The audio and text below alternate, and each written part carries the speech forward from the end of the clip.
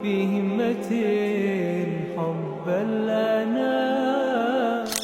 বলতে চাই যে সাধারণত আমরা সাধারণ মানুষরা যে হুজুরের ভক্ত আমরা তার কথা শুনি।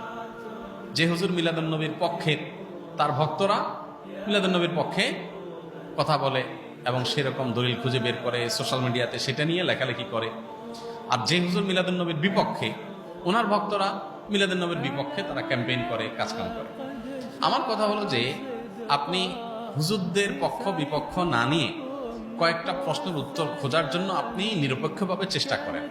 আপনি নিজে একটু সচেতনভাবে, সতর্কভাবে, অনুসন্ধানের দৃষ্টি নিয়ে এই প্রশ্নগুলোর উত্তর খোঁজার চেষ্টা করেন। আপনি শুধু উত্তর খোঁজার যদি সিরিয়াস চেষ্টা শুরু করে দেন এবং নিরপেক্ষভাবে চেষ্টা করেন, আমার বিশ্বাস যে আপনাকে আল্লাহ তাআলা হেদায়েত এবং সঠিক পথ যেটা সেটা আল্লাহ তাআলা আপনাকে দেখিয়ে দিবেন।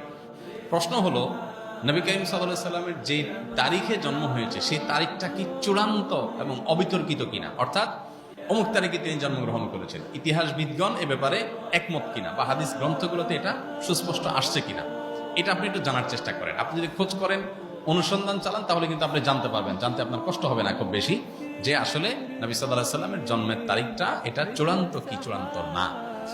আপনি যদি অনুসন্ধান করেন, আপনি দেখতে পাবেন যে নবী সাল্লাল্লাহু আলাইহি সাল্লামের জন্মের এক্সাক্ট তারিখ নিয়ে ইতিহাসবিদদের মধ্যে নানা রকমের মত আছে। তাহলে কিভাবে আপনি চূড়ান্তভাবে একটা দিনকেই নিশ্চিত করে ধরে সেদিনকে আপনি উদযাপনে যেতে পারেন? নাম্বার 1, আপনি খোঁজার চেষ্টা করেন যে ওনার জন্মের তারিখটা এটা কি সুনির্ধারিত, অবিতর্কিত, নাকি এর নানা মত আছে। আপনি একটু পড়াশোনা করার চেষ্টা করেন। নাম্বার 2, নবী করিম সাল্লাল্লাহু আলাইহি সাল্লামের জন্মের তারিখটাকে তিনি নিজে উদযাপন করেছেন কিনা প্রতি বছর, এটা আপনি একটু জানার চেষ্টা করেন।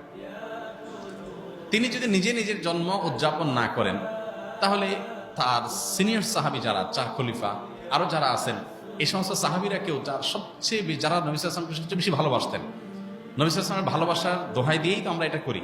তো তারা যারা নবী সাল্লাল্লাহু আলাইহি ওয়াসাল্লামকে এর ভালোবাসায় যারা উত্তীর্ণ হয়ে গেছেন, ভালোবাসায় যারা প্রমাণিত, তার আশেকে রাসূল বলি, যেটাই বলি আমরা তথাকথিত, এই জায়গাটা যারা ইতিমধ্যে প্রমাণিত হয়ে গেছেন, সেই সাহাবীরা যাদেরকে কোরআনে আল্লাহ সার্টিফিকেট দিয়েছেন নবী সাল্লাল্লাহু আলাইহি ওয়াসাল্লামের আনুগত্যের ব্যাপারে, ভালোবাসার ব্যাপারে, সেই মানুষগুলো নবী করিম সাল্লাল্লাহু আলাইহি সাল্লামের জন্ম দিবস উদযাপন করেছেন কি করেন নাই, আপনি এই বিষয়ে একটু খোঁজ নেন, তথ্য উপাত্তগুলো ভেরিফিকেশন করেন, যাচাই করেন।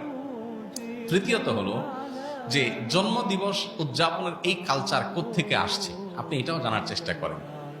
আপনি যদি এটা নিরপেক্ষভাবে এটা শুরু কোত্থেকে আসে দেখেন, আপনি দেখবেন এটা অগ্নিপূজক, প্রকৃতি পূজারী তাদের কাছ থেকে আসছে। এবং একসময় খ্রিস্টান ধর্মেও এই জন্মদিবস উদযাপন করাটার ব্যাপারে নিরুৎসাহিত করা হতো, নিষিদ্ধ করা হতো। পরবর্তীতে তারা নিজেরা আবার ওই প্যাগানদের দ্বারায়, প্রকৃতি পূজারীদের দ্বারায় প্রভাবিত হয়ে তারাও তাদের নবীর জন্মদিবস উদযাপন শুরু করেছে। আমাদের নবী সাল্লাল্লাহু আলাইহি সাল্লাম বলেছেন, লা তুতরুনি কামা আতরাতিন নাসারা ইবনে মারইয়াম, তোমরা আমাকে নিয়ে বাড়াবাড়ি করিও না যেভাবে খ্রিস্টানরা